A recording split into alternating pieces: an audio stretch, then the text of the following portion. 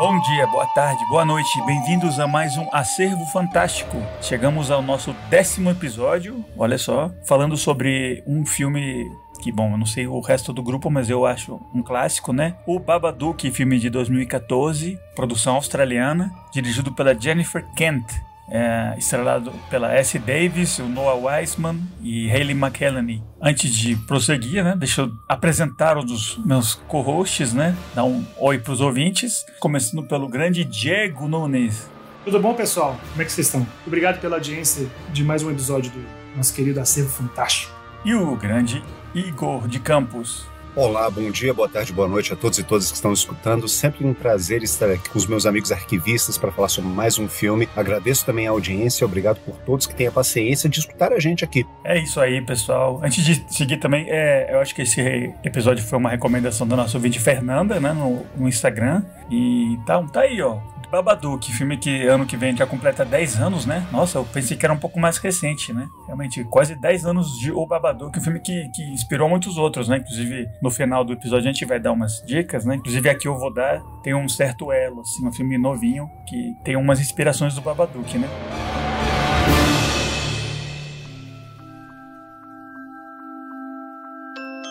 Só que antes de falar do plot, assim, da trama do filme, como sempre, né, perguntar quais são as experiências que a gente tem com o filme aqui no grupo, né? Vocês viram no cinema? Eu vi no cinema. Não sei, Diego. Eu vi no cinema o filme.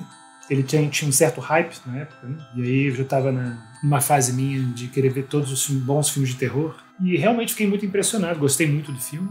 E é o tipo de filme que você gosta ainda mais quando vê uma segunda vez agora, né? Ver a segunda vez. Por conta do podcast, né, para fazer o episódio hoje, achei um filme ainda superior do que eu tinha achado na primeira vez que eu vi. Achei um filme com uma multiplicidade de temas e camadas, assim, e realmente incrível.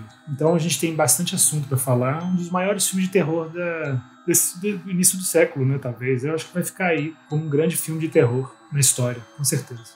Eu também acho. E Igor, você assistiu... Você já tinha assistido, né? Não é a sua primeira vez agora, né? Não foi minha primeira vez, não. Eu reassisti o filme agora pra gente gravar o podcast, gostei muito de ter assistido o filme, concordo com tudo isso que o Diego falou. Acho que é um filme que ele cresce a cada audiência, a cada vez que você assiste ele, eu acho que você acaba redescobrindo vários temas, várias camadas, várias coisas que você não devia notar. É um filme muito rico tematicamente, né? E muito rico visualmente também, assim. Tenho que dizer que é um prazer assistir esse filme. Ele é muito bonito, cinematograficamente. Os enquadramentos dele, o trabalho com a luz, com a câmera, os atores são todos excelentes, né? Eu acho brilhante a interpretação da atriz principal e do menino também, né? O menininho que faz o filho dela, né? O Noah, como é que é o nome dele? O personagem não lembro, né? Mas é Noah Wiseman, o ator, Noah Wiseman, né? Isso. Muito bom esse menino. Muito bom, ele tá muito bom. A interpretação de todos os atores tá muito boa e concordo bem com o Diego. Eu acho que é um dos grandes filmes de horror, principalmente dessa década de 10, na primeira década de 10 do século XXI, né? Que, pelo que eu lembro, assim, os filmes de horror, eles andavam meio defasados, assim. O começo dessa década não foi muito auspiciosa, assim, muito cheia de continuações e reboots, remakes de filmes. Eu acho que foi nessa época mais ou menos que saiu o remake do Massacre da Serra Elétrica.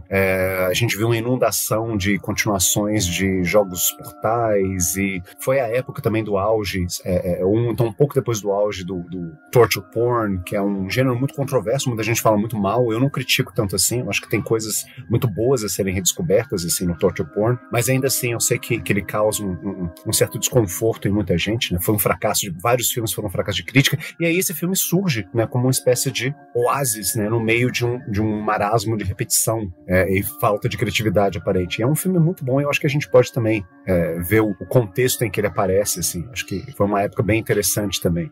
Pois eu assisti uma única vez no cinema, eu fiquei também muito impressionado, né? Esse é um filme realmente dessa nova onda, assim, que eu acho que a partir daquele primeiro The Conjuring, que foi tipo um ano antes, que começou a ter novo investimento, assim, em terror e tal, né? Um pouco antes, né, logo mais apareceria o Ari Aster e o Jordan Peele, né, com essa nova onda, né? Eu acho que começou mais praticamente, assim, realmente com um filme tipo Babadook, né, da Jennifer Kent. Eu adorei na época, eu adorei rever, mas quando eu tava revendo, na minha cabeça eu confundi ele um pouco com algum outro filme posterior dele, que inclusive acho que aquele The Conjuring 2, que tem uma figura meio babaduquiana, assim. Aí eu me dei conta como realmente a influência foi bem rápida e ampla, assim, no gênero, né? Esse é um filme muito mais, onde o terror é bem mais na psique do personagem, não tanto, né, naquela coisa de um monstro literal e tal. Inclusive isso fica algo a ser discutido, né?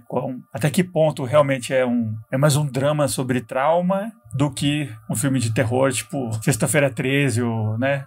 Uma figura tipo Fred Krueger, assim, né? Você fica mais no meio entre os dois, né? É por isso que é um filme muito rico, né? Que não é apenas os sustos, né? E o jumpscare, tem um elemento aí de drama que justifica tudo por trás, né? Tem uma tensão entre uma realidade aterrorizante e também tem um nível de fantasia aterrorizante. E os dois estão mesclados, assim, né? Então você não sabe nem qual que é pior, qual que é a situação de maior estresse e de maior terror para os personagens do filme, né? Se é a realidade em si sozinha ou se é o monstro. A fantasia. A fantasia.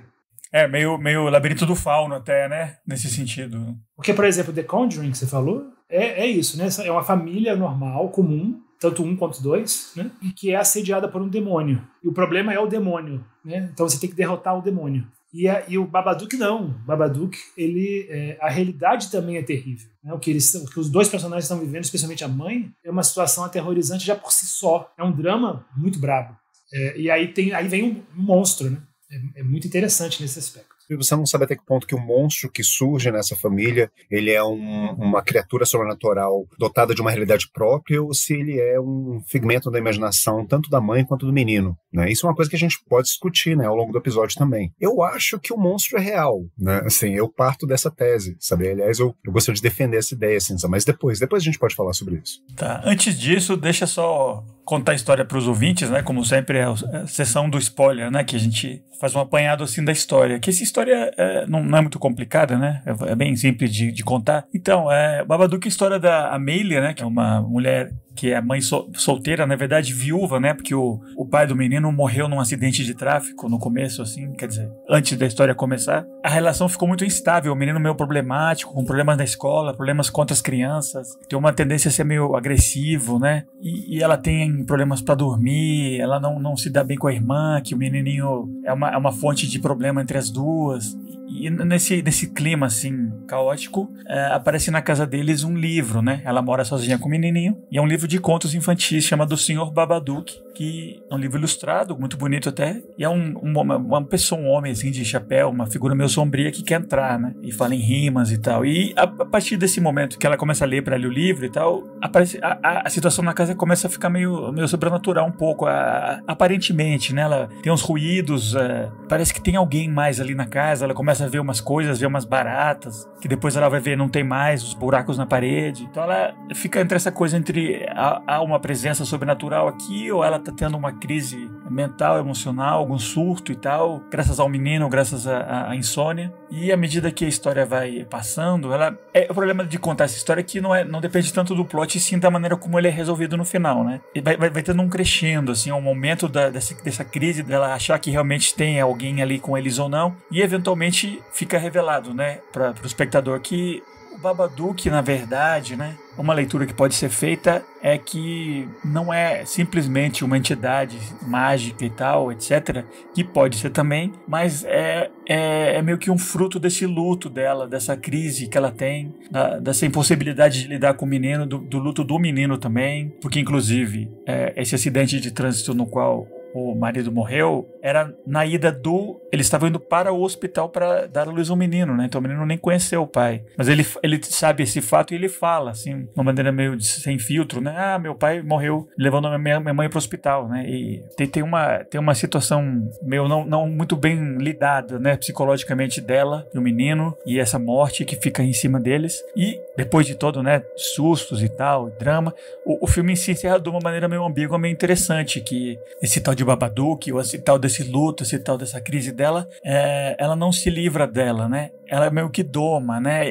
Ela guarda num canto da casa especial, e de vez em quando ela vai lá e lida com isso, né? Que no filme é mostrado como ela levando um um prato cheio de minhocas para alimentar, né? Como se estivesse mantendo viva essa parte dela, mas é algo que não tá assombrando ela, é algo que tem um lugar na casa onde ela vai, lida com isso e vai embora e deixa, né? Aí a relação com o menino melhorou e tal, parece que realmente deu um certo closure, né? Nessa situação do marido morrer, do menino e tal. É isso, né? Um filme que caminha muito entre a fantasia e esse drama familiar, essa coisa de luto e perda, super bem atuado, super bem dirigido, né? O primeiro filme da Jennifer Kent, recomendadíssimo pra vocês. Então essa é a sinopse do filme. Agora sim, bora conversar sobre os temas, né?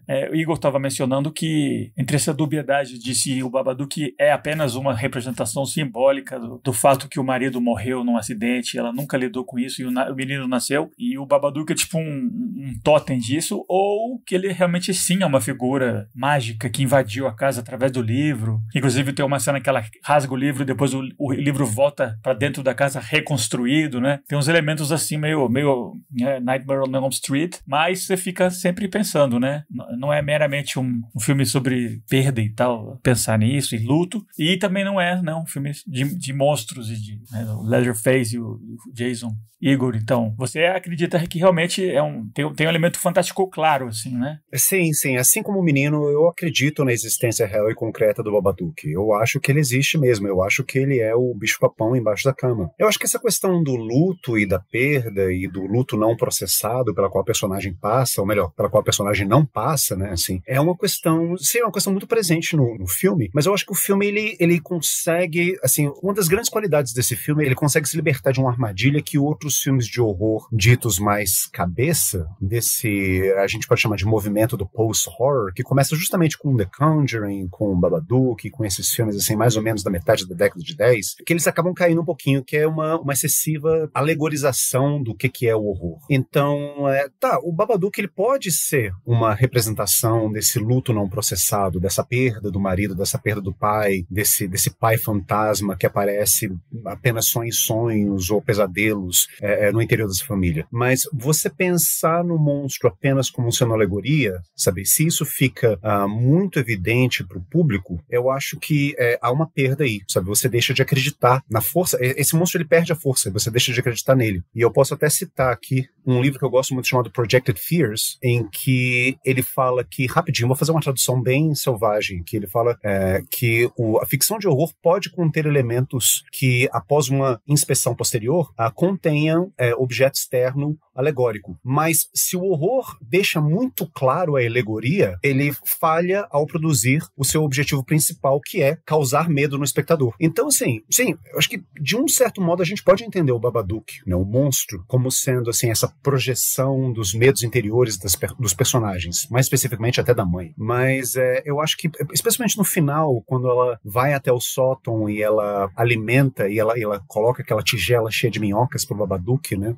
Eu acho que o filme, ele meio que dá uma piscada de olho pro espectador e de certa forma diz assim, sabe, tipo, olha, tá tudo bem, não é só uma alegoria isso não, sabe? A gente tá lidando aqui com uma criatura sobrenatural real. E o que me fez ter certeza disso foi bem no finalzinho, uma das últimas cenas do filme, talvez até a última cena do filme, que eu acho muito bonitinho, inclusive, assim, sabe? Que a mãe tá fazendo uma festa de aniversário, né? A tão prometida festa de aniversário pro filho, no dia do aniversário dele, que antes ela não fazia essa festa de aniversário porque o dia do aniversário dele era justamente o dia em que o marido dela tinha falecido, né? Eles estavam indo pro hospital para que ela pudesse tê-lo, né, no hospital.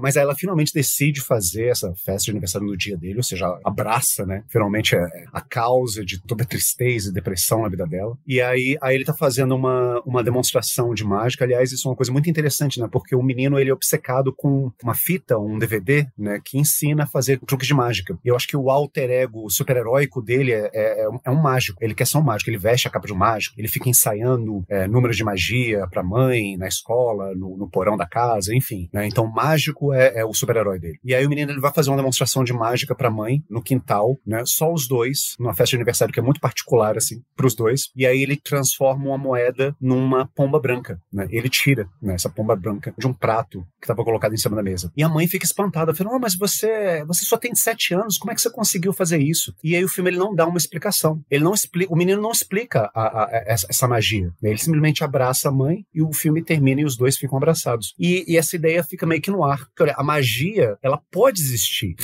realmente, de maneira concreta. eu acho que muito da tensão entre os dois, né, além dessa questão do luto não processado e tal, que a gente pode falar sobre isso também, mais a fundo, muita da tensão entre os dois vem disso. O menino, ele acredita na magia, ele quer acreditar num mundo mágico, num mundo encantado, mesmo que esse encantamento abarque a possibilidade da existência de monstros terríveis que possuam as pessoas. Ainda assim, é um mundo preferível, esse mundo encantado, esse mundo mágico. E a mãe, ela vive num mundo completamente desencantado. A mãe, ela vive num mundo de aparências. Tanto é que a principal queixa que ela tem, uma das principais queixas que ela tem em relação ao menino, o menino, ele tá sempre falando o que vem à cabeça dele. O que vem à cabeça dele é a verdade. O menino, ele tá o tempo todo falando a verdade. Ele fala o tempo todo que, meu pai morreu quando a gente estava indo pro hospital, fulaninha disse que eu não tenho pai, aí ele agrediu ela. O menino, ele tá sempre falando a verdade, e a verdade tá sempre obstruindo essa artificialidade, esse processo de artificialização das relações sociais, ou seja, ele tá sempre causando um desconforto e um constrangimento pra mãe. Por quê? Porque ele tá sempre jogando na cara dela aquilo que é, de fato, né? Aquilo que realmente existe. E ela não, ela quer manter, né, as aparências. Tanto quer manter as aparências que ela finge para as pessoas que ela já superou a perda do marido, sendo que na verdade não, né? Ela simplesmente deixou de falar do marido. Mas ela não superou ainda. Tem um diálogo dela com a irmã dela, assim, que isso fica muito evidente. O que mais você quer que eu faça? Eu já deixei de falar dele. Então,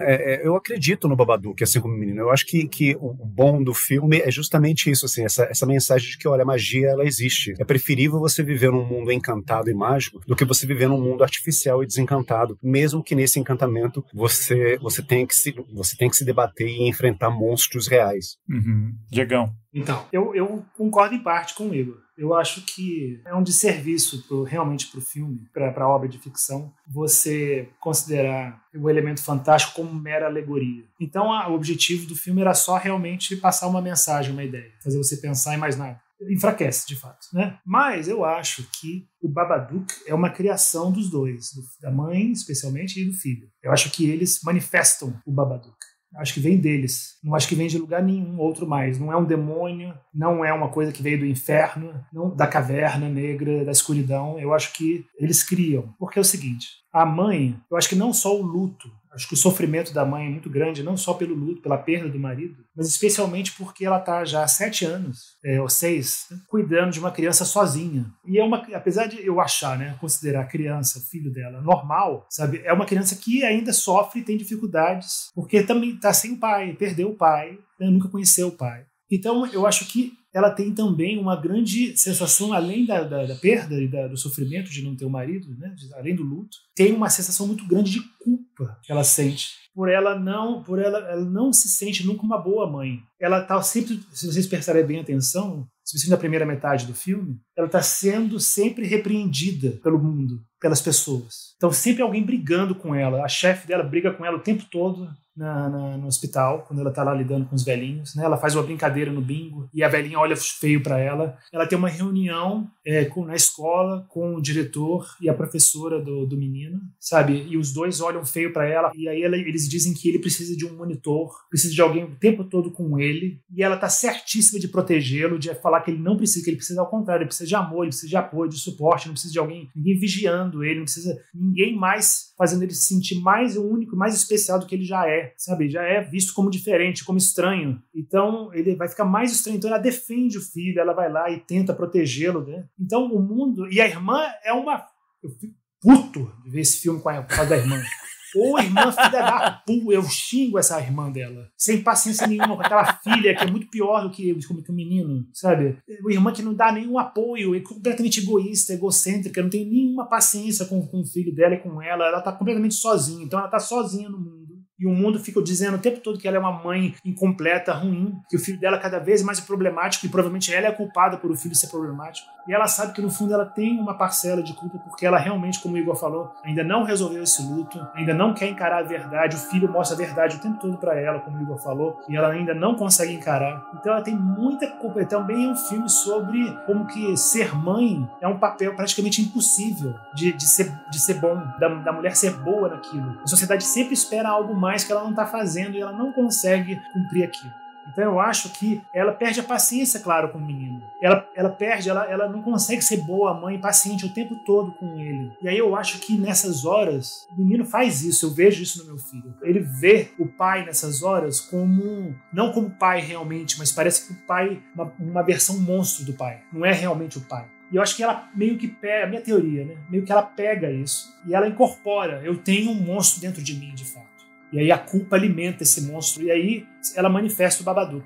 Eu acho que é uma manifestação, existe de fato no filme, mas eu acho que vem uma manifestação dela. Tanto é que é o enlouquecimento dela, né? A crise, ela vai piorando, né? Como o crescendo que o Felipe falou. Ela vai ficando cada vez mais selvagem, cada vez mais monstruosa, cada vez mais até cruel com o filho. Ela começa a explodir no menino, falar coisas brutais pro menino, brutais pra ele, começa a dar remédio pra ele, ela começa a desistir. Eu não quero mais ser boa mãe, não consigo mais, eu desisto, sabe? Eu vou me afundar aqui e vou ser monstro de uma vez por todas. Então, é como se ela estivesse incorporando o Babadook. Ela manifesta e ela fala, agora eu vou ser esse monstro aqui. E aí ela é como se fosse uma retroalimentação. Ela alimenta o monstro e o monstro alimenta ela. Sim, eu concordo com tudo isso que você está falando, sabe? Eu acho que o filme ele tem essa riqueza temática que a gente aludiu no começo da gravação do episódio, justamente porque ele passa por todos esses lugares aí também. Agora, eu só não entendi uma coisa, assim, sabe? Por que exatamente você discorda de mim? Porque, pelo menos assim, na minha concepção das coisas, manifestação, você falou assim, sabe? Tipo, eu acho que o Babadook ele é manifestado pela mãe, pela Amélia e pelo Sam, né? Então ele é manifestado pela mãe e pelo menino. E a mãe, ela acaba incorporando também certos aspectos do monstro, ela meio que se torna um monstro, né? Ou quase se torna um monstro perto do final do filme. Eu acho que manifestação e incorporação são realidades. Isso torna um monstro real. O monstro ele não deixa de ser real. Usando novamente assim, essa imagem do mágico, remetendo novamente ao final do filme, quando o menino ele faz aparecer aquela pomba branca, né, na mesa de aniversário dele, a gente pode pensar que o mágico ele está manifestando certas coisas. Através do poder dele, real, imaginário, o mágico manifesta o aparecimento de certas entidades, né? Seja a pomba branca, seja o Babadook. O que não faz delas menos reais, sabe? Então, assim, eu não sei se a manifestação eu entendo, assim. Pode ser que o Babadook ele tenha vindo justamente porque houve toda essa série de conflitos não realizados no seio dessa família e essa tensão entre essa mãe e esse menino, sabe? Essa culpa da mãe, esse luto do pai, enfim, todas essas coisas. Mas isso não faz o Babadook algo imaginário, porque senão eu acho que simplesmente o filme poderia terminar da seguinte forma, o que seria muito sem graça, e graças a Deus ele não termina assim. Ela bate o pé no chão e fala, Babadook, você não existe, pronto, acabou, não tem mais monstro. Mas o que a gente vê no final é ela, novamente, alimentando o monstro. O monstro ele tá lá, sabe? Ele possui, ele pode ter sido manifestado pelos dois, mas ele adquiriu uma realidade, sabe? Uma realidade bem vaga, bem etérea, porque ele não tem uma forma, ele não tem um corpo. Aliás, isso é uma outra coisa que eu achei interessantíssima no filme. Sabe, o corpo dele é um corpo altamente artificial. Ele é basicamente só... eu acho que se tem uma grande metáfora no filme, a metáfora é justamente essa. O Babadook, ele é só aparência, né? Ele é um chapéu, ele é um casaco, ele é um par de luvas, mas ele é meio oco, ele é meio vento, ele não tem uma concretude. Ele é talvez a manifestação dessa excessiva preocupação com a aparência que a mãe tem, com o mundo das aparências. E algo meio masculino, né? Também não é por nada, né? Que é um homem, né? Sim. Mas ele não deixa de ser real. Mesmo assim, o que eu discordo de você é que exatamente bem pouquinho, nesse ponto mesmo, sabe? Não discordo com relação à realidade dele, mas eu acho que é parte dela. Eu acho que é ela. É uma parte dela. É uma sutileza na interpretação só entre as duas opções. É só isso. Eu acho que quando ela vai lá e alimenta o monstro no final do filme com um prato de minhoca, eu acho que isso realmente é uma metáfora de como que a gente tem que dialogar com os nossos próprios demônios. Uhum. Como que a gente precisa admitir que a mãe, ela também tem um lado negro. A mãe não é santa. A mãe não é perfeita. Sabe? As mães, elas têm um lado sombrio também, tem a sombra. E elas precisam dialogar, como todo mundo tem que fazer com sua própria sombra, tem que dialogar com ela. Tem que cuidar dela, sabe? Tem que se relacionar com ela. Ela nunca vai morrer. Você nunca vai deixar de manifestar seu monstro. Você não pode derrotar, né? É impossível derrotar. Nunca vai desaparecer, igual o Igor falou. Ela nunca vai conseguir bater palmas e agora o Babadook não existe. Nunca. Concordo totalmente. E aí, só pra não perder o fio da meada, eu acho que a pomba branca é muito legal também, porque como símbolo assim, básico, né, clichê da paz, é como se o filho tivesse assim, mostrando, olha, a gente cria uma mágica de trégua também. O Babadook era uma mágica de guerra entre os dois. E aí a pomba branca é uma mágica, assim, trégua, por favor, né? Vamos ficar em paz um pouco. Muito bom. Assim, é complicado você estabelecer uma linha divisória, né, bem exata entre o real e o imaginário, porque aí eu acho que também a gente acaba topando com a própria concepção de mundo de cada um, sabe? No meu caso, eu acho que o real é imaginário e o imaginário é real, sabe? Se você imagina uma coisa com determinada força, aquilo acaba adquirindo realidade para você. Não deixa de ser realidade. Essa ideia de, sei, uma realidade meramente objetiva, fora de nós, sabe? Eu acho que isso, bom, para começar, eu acho que isso é uma falácia filosófica. Eu acho que, sabe, o que é totalmente objetivo e cuja existência é totalmente independente de nós? Bom, assim, claro, a gente poderia argumentar e tudo mais, mas assim, a questão é, sim, as coisas que acontecem no filme, assim como na vida, né, elas têm um poder simbólico muito grande. A pomba, ela pode ser um símbolo justamente dessa paz. Aliás, eu achei essa leitura muito interessante, Diego. Pode ser esse símbolo da paz entre, finalmente, ó, nós temos paz, eu e você, mãe. Pode ter essa leitura. O que, novamente, o que não faz dela menos real. Meu ponto é simplesmente, assim, eu acho que o Babadook, ele cresce porque, pelo menos pra mim, na minha interpretação, porque ele não se limita simplesmente à alegorização de um monstro, né? Porque o monstro ser uma alegoria de um demônio interior, tá, todo monstro é uma alegoria de um demônio interior, sabe? De Drácula, Frankenstein, dos fantasmas da literatura gótica do final do século XVIII, todo monstro é uma alegoria de um demônio interior. Dizer que o Babadook é a alegoria de um demônio interior, tá. Eu não falei que era alegoria, manifestação, ele tá lá, ele existe mesmo. Manifestação.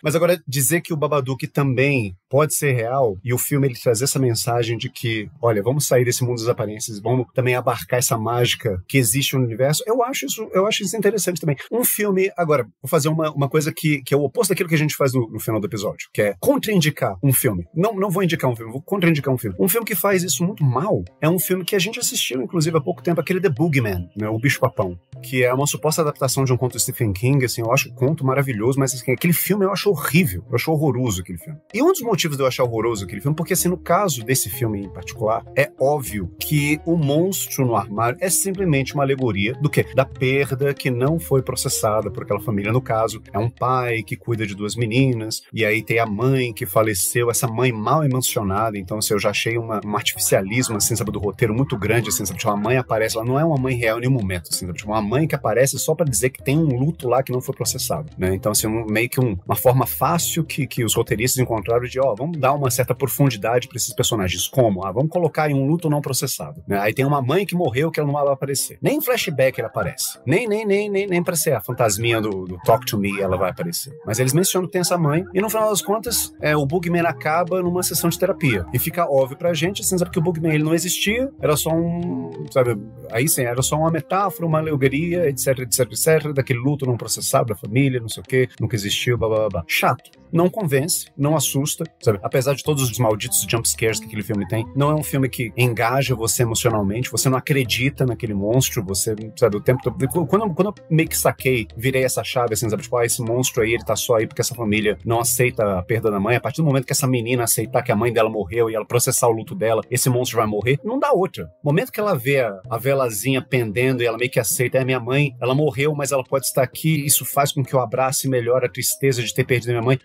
Matou um monstro na mesma hora. Sério, o Babadook ele não faz isso. Justamente eu acho que a força do filme é que ele não faz isso. Uhum. Você acredita, né, que pode realmente existir alguma coisa. Por exemplo, o que explicaria o livro, né? Que ela rasga o livro e aí o livro ele volta pra porta dela com mais páginas, reconstruindo depois. Essa cena ela me deu um arrepio, assim, quando eu vi assim, sabe? Caraca, nossa. Porque até então ficava aquela coisa, assim, ela ficava insistindo muito nessa tecla, assim, sabe? Tipo, o Babadook não existe, o Babadook não existe, o Babadook, ele tá só na sua imaginação, meio que querendo dizer, o Babadook, ele tá só dentro de você. Ele tá só de você. Portanto, olha só que argumento interessante. Ele tá só dentro de você, portanto, ele não existe. E o filme, ele vai encontrar, pode ser, sim, Diego, tá certo. O Babadook, ele tá dentro da gente. Por isso ele existe. O Igor falou uma coisa legal agora, interessante, que é o livro. Eu acho que uma das intenções, né, uma das motivações da Jennifer Kent ter escrito e ter feito o filme, né, então, que é baseado no curta que ela mesma fez anteriormente, ela mesma carinhosamente chama de The Baby Babadook, ou Babadook Baby. Eu acho que esse motivo, né, esse leitmotiv do livro infantil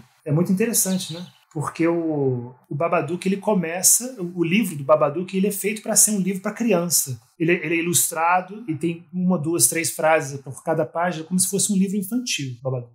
E tem um menininho ilustrado também, junto do monstro, né? Eventualmente suplantado por ela, né? Ela aparece no livro, né? Aí muda o foco, né? Exatamente, para abrir a página. E aí tem um pop-up, né, de papel. E o Babadook, o Igor tinha mencionado muito bem também, sobre que ele não tem parece que ele não tem uma substância física, né? Ele é meio incorpóreo, né? Ele é como se fosse uma roupa, praticamente. Ele é puramente roupa preta, chapéu e unhas, né? Uma mão gigante, assim, com unhas e garra. Então ele tem realmente um visual, tanto anos 20, 30, né, os filmes antigos, né, de terror, meio vitoriano, mas ele também tem um certo aspecto de monstro infantil. Ele poderia, se o livro fosse um pouquinho mais leve, né, ele poderia ser um livro infantil ainda, né, sobre o bicho-papão. Tudo. Uhum. Então eu achei interessante que o filme ele usa isso, essa ideia, né, da mãe, porque o filme começa inclusive com ela lendo para ele e ele pedindo para ela ler para ele pela segunda vez o mesmo livro, a mesma história, antes dele dormir. Você estava falando, né, que esse elemento do Babadook, isso é um tipo de comunhão entre a mãe e o filho, né, do sentido negativo, né, e ao mesmo tempo que ela não consegue lidar muito bem com o menino normalmente, né, inclusive eu queria falar disso depois. Ela tem uma relação meio ruim com o menino, mas parece que realmente quando ela lê a historinha para ele é um momento meio que de comunhão entre eles, né, tem uma comunicação lá. Então, e foi nesse momento então que juntou, né, e esses problemas dele, os problemas dela, e o Babadook surgiu, né, que é quando eles têm esse contato mais frequente e tal, né, é uma opção de interpretação. O momento dela falar com ele é quando ela conta as histórias para ele de noite, né, o resto do tempo ela tem uma relação muito beligerante, né, ele tá lutando com ele o tempo todo, né, só na hora que ele vai comer ou vai dormir que ela fica mais, né, entre aspas, mais maternal, né, então talvez é na hora da historinha que... Porque, de fato, as crianças acreditam em monstros. Tanto é que, quando ela lê o Babadook pra ele chora, né? Ele fica apavorado. E aí, ele, sim, né? A partir dessa primeira leitura que ele começa a ficar obcecado com o Babadook. Uhum. É a partir dessa leitura que o Babadook realmente surge. Eu tenho uma outra coisa que eu queria perguntar a respeito da maneira como vocês lidam com o menino, né? Que eu lembro quando eu vi pela primeira vez e tal, antes de rever agora pela segunda vez, quase 10 anos depois, sempre que alguém mencionava esse filme, eu falava, nossa, é filmaço e tal, mas o menininho é um capetinha, menino filha da puta, que menino escroto e chato, né? Só que eu revi agora e eu acho que não, é uma interpretação totalmente errada, é um menino completamente de boa, meio hiperativo e tal, mas é um menino normal, né? Ele não é um menino problema, violento, bully, assim, ou, sabe, ele é um menino meio normal, assim, né? Muito mais tranquilo do que eu lembrava, né? Ele é extremamente corajoso, né? Ele quer proteger a mãe o tempo todo, né? Ele tá armado contra o Babadook, quer ajudar a mãe, exatamente. Ele é meio doidão, ele tem uma besta, tem uma mochila lá com estilingue e tal, mas é tudo pra proteger a mãe, né? Inclusive, ele não fica com medo da mãe, né? Quando a mãe tá realmente monstruosa, ele sabe que ele tem a inteligência de ver que não é a mãe, é o Babadook. Talvez seja por isso que o filme tem esse negócio da história infantil. Porque o menino consegue separar as duas coisas. Ele consegue acreditar profundamente que o Babadook existe e que mesmo quando a mãe tá completamente... possuída, né? Não possuída, né? Mas monstruosa, né? Agindo como um monstro. Ele consegue fazer essa separação e continua querendo proteger a mãe. Ele sabe que a mãe dele tá ali, no fundo. Uhum. E perguntar especificamente pro Joe, que nesse tempo entre o lançamento do filme e essa segunda vez que a gente assistiu, você teve um filho, né? Então, no meu caso, eu lido com o seu filho de vez em quando, que eu sou padrinho, mas você mais dia a dia e tal. Não sei se ajudou a colorir o menino, mas ver ele mais tridimensionalmente, né? O menino do filme, né? Eu simpatizei muito mais com ele agora do que quando eu vi 10 anos atrás, né? Que eu achei, nossa, esse menino é toda a fonte dos problemas da mãe, é o guri. E claramente não é, né? Não sei se eu entendi errado na época, mas todos os problemas dela são coisas que ela não lidou direito, né? E da sociedade, das tragédias. Mas o menino em si realmente não é esse pequeno monstrinho que eu lembrava, assim, na minha recordação do filme, né? Eu simpatizei muito mais com ele agora, né? Não sei se é porque eu lido mais com meu afilhado e você com seu filho, ou eu entendi mal da primeira vez, não sei. Não, é isso mesmo, você tá certo. Ele é um menino, muito bem atuado o personagem. Eu gostei do ator, assim, nunca vi mais ele. Ele tem uns momentos de barulho, de gritaria e tal, que é bem autêntico, né? Eu achei legal. Mas não é um menino capeta, psicopata que vai queimar coisas e matar um bichinho. Não é, né? Não é isso o problema, né? Seria até mais fácil pro filme se o menino fosse um menino... Precisamos falar sobre o Kevin, né? Um pequeno psicopatinha ali. Não, é um menino normal, hiperativo, né? E tem essa realidade mal contada do pai, né? Esse fato, essa verdade que ele tá sempre falando e a mãe tá tentando abafar, né? É mais aí a crise, né? E não dele ser um menino problemático, né? Que realmente eu não achei. Por mais que os professores digam e tal. Isso está refletido na realidade. A gente vê isso sempre, né? O grande maioria, pode ter certeza disso, a generalização correta. A grande maioria das crianças vistas como problemáticas, quem é problemático são os pais. Perfeito. Isso pegar justamente esse gancho, né, e falar o que eu estava pensando aqui. Assim, eu acho que é um sintoma, assim, da doença da sociedade. Engraçado, o filme, ele meio que nos leva a acreditar, por um breve momento, no começo do filme, que é um menino problemático. A gente está lidando aqui com as agruras de uma mãe, né, tendo que suportar um menino que é problemático, tem problema de comportamento e tudo mais. Mas ao longo do filme, perfeito isso que o Diego falou, assim, a gente vai vendo que o menino ele não é problemático, de fato. Assim, quais que são os problemas do menino? Ele fala o que pensa, terrível. A gente vive num mundo, a gente é socializado a não falar o que a gente pensa, né? Mesmo que o que a gente pense é de fato aquilo que a gente está sentindo, ou aquilo que a gente acha, nossa real opinião a respeito das coisas, como a gente se sente, não, sabe? Então você é socializado a não falar sobre essas coisas. Então ele fala o que ele pensa, ele fala a primeira coisa que vem à cabeça. Então, tudo isso é problemático. Ele quer proteger a mãe, ele é muito ligado à mãe, ele é extremamente amoroso. Perto do final do filme, quando a mãe tá toda amarrada, eu achei, por um momento, na primeira vez que eu assisti o filme, eu achei que a gente ia ver alguma coisa parecida com aquilo que a gente viu naquele Boa Noite Mamãe, aquele filme austríaco, que os meninos, eles amarram a mãe, eles acabam torturando a mãe e tudo mais. Eu achei que a gente ia ver isso, o que mostraria que, de fato, esse menino, ele é um psicopata em potencial. Mas não, né? Ele amarra a mãe com o intuito de protegê-la, e ela fica lá, e depois ela se liberta, eles se abraçam, sabe? Então, não é um mau menino, sabe? Ele não é um sociopata. Ele passa a mão na cara dela, eu lembro uma hora assim. Exatamente. E ela tá esganando ele uma hora, e ele começa a fazer um carinho no rosto dela. Nossa, isso é tão lindo no filme. Então, assim, o problema não é o menino, sabe? De fato, o problema é essa irmã estranhíssima,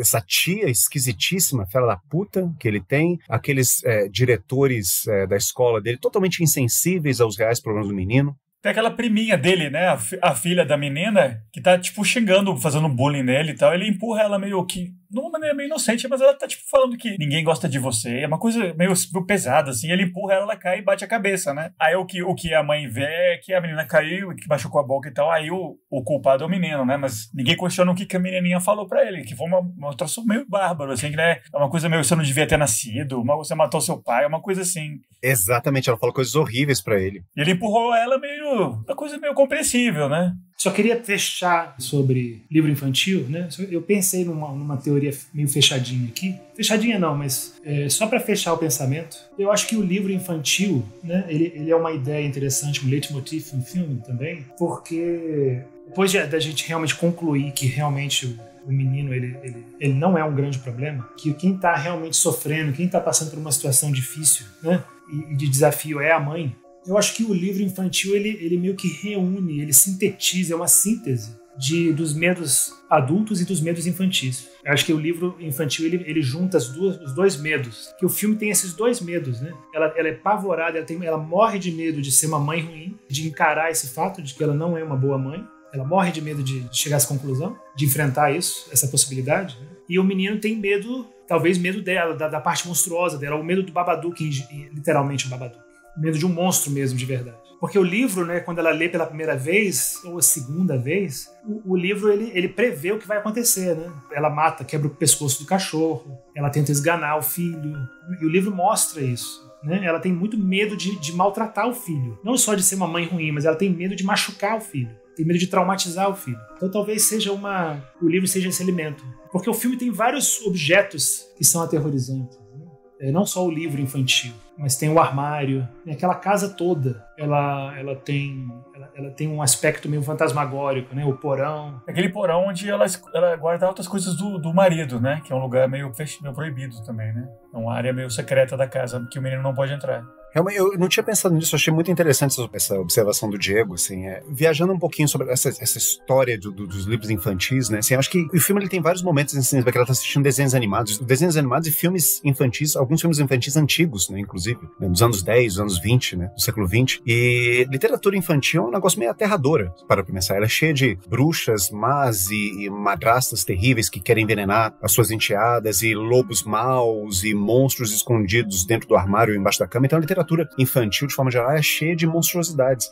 Mas talvez ela tenha essa função, sabe, justamente ensinar as crianças a saber lidar com esse aspecto terrível da realidade, com esse aspecto terrível dos próprios pais, inclusive. Com a mãe ruim, com o pai ruim, com a mãe monstruosa, o pai monstruoso. É engraçado pensar que o Babadook é tanto o título do livro, né, Mr. Babadook, mas é também o título do filme, né? O filme se chama Babadook. E assim como o livro traz a história desse monstro, e talvez o livro tenha esse intuito, né, assim como toda literatura infantil tem esse intuito de ensinar as crianças, né, socializar as crianças a lidarem com seus medos, e com seus traumas, e com suas perdas, e com seus lutos, o filme ele também, num outro nível, ele tem essa mesma função para nós adultos, a nos ensinar, de certa forma, a também lidar com os nossos medos, nossos traumas, nossos lutos. Então, eu não tinha pensado nesse paralelo, mas é interessante isso que o Diego falou. De fato, eu acho que, né, não é à toa que o Babadook, ele aparece, se manifesta, que eu acho que essa é a palavra, né, chave do programa de hoje. O Babadook se manifesta, primeiro se manifesta, né, num livro infantil, não num desenho animado, não numa história, mas num livro infantil, porque ele estabelece essa ponte, inclusive, né, como o Felipe falou, né, é o momento em que eles estão bem, que eles estão em paz, né, que a mãe e filho têm esse contato real, ela não tá reclamando dele, ela não tá indo atrás das coisas dele, ela tá num momento de comunhão com eles, né, então o livro infantil, ele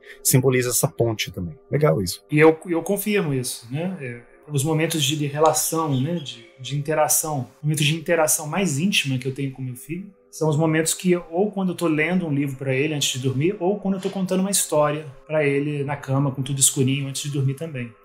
Acho que são os momentos, talvez, do dia que ele mais gosta de estar comigo, assim, porque realmente quando a interação tá mais íntima, mais forte, né, mais amorosa, mais próxima. Muito bom. Então, pessoal, foi esse o nosso episódio sobre o Babadook, filmão, recomendado, como sempre, né? Antes de encerrar e contar para vocês qual será o próximo filme, né? Tem o nosso pequeno segmento de dicas, né? Recomendações. E filme aqui nós do Acervo recomendamos para você que curtiu o Babadook, né? E quer ver uma coisa que ou tem alguma coisa a ver ou parecido. É a nossa sessão de dicas, né? Igor. Minhas duas recomendações são essas aqui. Pensando agora, né, nessa força que a literatura infantil, que os livros infantis têm, eu recomendaria um filme de horror psicológico britânico, de 2018, chamado Possum, que eu acho esse filme fantástico. Ele é baseado num conto do Matthew Holness, isso, que escreveu o conto, né, e dirigiu o filme. E esse filme, ele tem um dos meus atores favoritos, né, que é o Sean Harris no papel principal, fazendo um personagem que fica perambulando por uma... Eu esqueci o nome da cidade, não sei se é na Inglaterra ou no norte da Inglaterra. Carregando um boneco, né, numa mochila, né, uma aranha. Exatamente. Acho que é um boneco que tem o rosto dele, mas ele é uma aranha ao mesmo tempo, e tem um paralelo com uma história infantil, com um nursery rhyme que aparece no começo do filme, é repetido ao longo do filme. Então tem um quê de história infantil, tem um quê de conto inquietante, assim, sabe? Tipo, acho que é um dos melhores filmes, assim, para você ver uma aplicação direta, talvez, desse conceito do inquietante, né, ou do descomum, né, do Freud, né? Assim, é um filme eu achei, pelo menos, assim, muito interessante, muito atmosférico. Eu achei também, eu assisti esse filme, o Matthew Holness, eu conheci ele mais como comediante apenas, né? Ele tinha um programa, eu não lembro do nome do personagem dele, que era uma figura tipo um Stephen King, assim, que trabalhava num hospital. E é uma série meio trash, assim, Garth Marenghi, o personagem que ele faz. Aí quando eu fui assistir esse Possum, eu imaginei que ia ser um troço meio escrachado, assim. E é um filme super sério, super perturbador, assim, estranho, bizarro. A vibe dele é muito interessante, esse filme. Mas se você só conhece o Garth Marenghi, esse Possum aí não tem nada a ver, não. O filme é assustador mesmo, estranho mesmo. E o Sean Harris, muito bom, né? O Sean Harris é maravilhoso. E o outro filme que eu quero recomendar rapidamente também, assim, esse é um grande clássico, né, do cinema, né? Os Inocentes, The Innocents, né, de 1961, que é um filme com Deborah Kerr, até hoje eu não sei pronunciar o nome das mulheres, escocesa atriz, né? Um filme do Jack Clayton. E ele é uma adaptação meio livre, né, daquele The Turn of the Screw, do Harry James, né? Não é uma adaptação literal, né? Ou pelo menos assim, eu acredito que não, eu acho que teve umas liberdades artísticas aí, mas é um filme excelente também, assim, usando um pouco desse trope, né, de mulheres solitárias sofrendo de possíveis alucinações dentro de um ambiente fechado, hermético, gótico, sombrio, né? Se você imaginar que isso é um subgênero do horror, eu acho que o The Innocents é um ótimo filme, e assim, é um clássico, né? Assim, é um grande filme para você assistir pela primeira vez, se você ainda não conhece, ou então reassisti-lo, né, se você já conhece. São essas as minhas recomendações de hoje. Muito bom. Innocents é filmaço mesmo, bem gótico, assim. Eu conheci uns anos atrás o Mike Mignola, aquele quadrinista que criou o Hellboy, fez a lista dos filmes dele, acho que o número 1 era esse The Innocents. Aí eu fui assistir, filmaço, assim, muito bom. Não sabia, não. Muito bom. Mike Mignola, não sabia, não. Diegão, qual é a sua dica para os nossos ouvintes? Minha dica é um filme praticamente irmão desse, só que é o irmão iraniano. Né? Um filme iraniano chamado Under the Shadow. Também sobre uma mãe, só que a filha, né? Uma filha da mesma idade, mais ou menos da mesma idade do menino do Babadook. E ela tem um marido, só que o marido tem que é chamado para servir. É um filme de época, né? É dos anos 80 ou 90 a história, né? Acho que se passa em 87, 88, no final da guerra Irã-Iraque. E o Iraque está bombardeando, né, o Irã. Então o marido é chamado para ajudar na frente de batalha, né? Ele é médico. Então ela também está sozinha, a grande parte do filme, ela e a filha e os vizinhos do prédio. E o filme se passa quase todo dentro do apartamento delas. É um filme que, de forma muito similar, é um filme que mescla perfeitamente uma situação aterrorizante real com uma situação também aterrorizante fantástica. E também, da mesma forma que o Babadook, é um filme que a criança acredita piamente, perfeitamente, que existe o monstro que existe no filme do iraniano. É realmente um demônio que existe na mitologia iraniana, chamado Jinn, mitologia árabe. Na verdade, acho que originalmente é árabe. Árabe, o gênio vem daí, né? O gênio da lâmpada é um djinn, né? Exatamente. E da mesma forma, a mãe fica negando, nega, quase até o fim do filme ela não consegue, ela não quer encarar de que aquele monstro pode realmente existir, pode ser real. E da mesma forma que o Babadook também é um monstro que não tem substância, né? Como é um filme de baixo orçamento, o diretor usa super bem tecidos, máscaras, roupas, e é tudo muito sugerido e muito bem feito, e mesmo assim é efetivo e dá medo. Então, apesar do filme ele não ter sido filmado no Irã, ele foi filmado na Jordânia, e toda a equipe é iraniana, mas é a equipe iraniana que não mora no Irã, um pessoal imigrante, né? É um filme que está muito bem fundamentado na história do Irã, né? Ele está muito bem baseado na realidade ali. Irmão do Babadook, quando eu assisti o Under the Shadow, uma das fontes da atenção é não apenas a ausência do pai, mas o fato de que é no Irã, né? Pós-revolução, tem todo esse elemento social ainda por cima, né? Não, é isso que eu tô falando, é uma realidade que se não houvesse o elemento fantástico, monstruoso, se não houvesse o Jinn no filme, ele ainda assim seria um filme de terror, porque ela tá ali meio que abandonada junto com a filha, sabe? E ela tem uma questão também muito forte de que é ser mãe, ela quer ser uma mulher independente e o Estado não deixa, não permite, né? É um Estado altamente machista, fundamentalista, religioso. Então ela não consegue ser médica, não consegue ser mãe nos termos dela. É uma situação por si só muito, muito tensa, né? Então é um filme muito rico também, cheio de camadas. Fala sobre machismo, fala sobre maternidade, fala sobre também, né, medos infantis, medos adultos, culpa, né? O que, sabe, questiona assim, a maternidade.